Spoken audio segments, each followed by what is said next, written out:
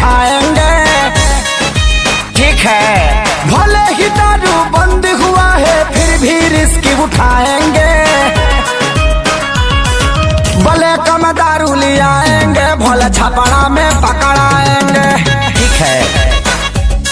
भले कम दारू ले आएंगे, भले छपड़ा में पकड़ाएंगे, ठीक है। बॉर्डर पे डर बा चेकिल महर बा, ठीक है। बॉर्डर पे डर बा चेकिल महर बा, बाकी 2000 के बहुते कदर बा, ठीक है। पुलिस गोसाई धारी है कलाई, बोतल एगो देके कह तू पीला भाई, ठीक है।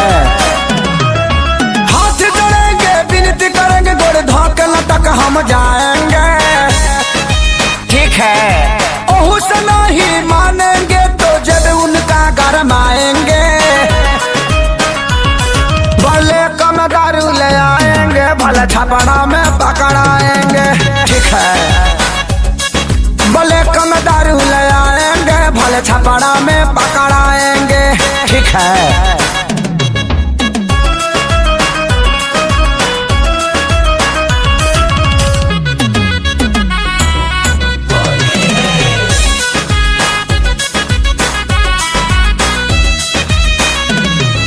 बाबुओ जी बाड़े दारू के सहारे, ठीक है।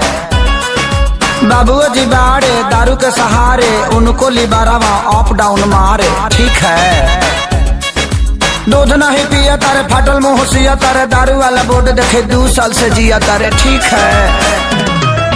बेटा हूँ एकलौता उनका खून का कर्ज चुकाएंगे, ठीक है। बेटा हूँ एकलौता उनका खून का कर्ज चुकाएंगे, भले कम दारू ले आएंगे, अपने पापा को पिलाएंगे, ठीक है। भले कम दारू ले आएंगे, भले छपड़ा में पकड़ाएंगे, ठीक है।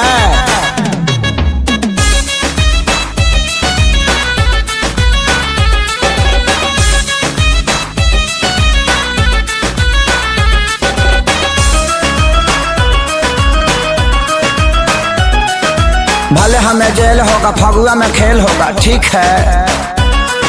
भले हमें जेल होगा फगुआ में खेल होगा, डीजे बजाऊंगा बुढ़ऊ लोग के हड फेल होगा, ठीक है। भले कम